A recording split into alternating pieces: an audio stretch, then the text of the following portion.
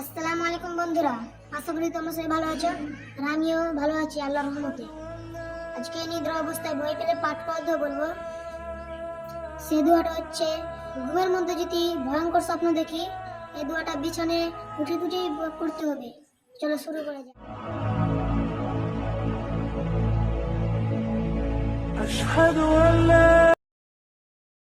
আউযু বিকালিমাতিল্লাহিল তাম্মাতি মিন গাযাবিহি ওয়া ইকাবিহি ওয়া শাররি ইবাদিহি ওয়া মিন হামাযাতিস শায়াতিনি ওয়া ইয়াজরুন।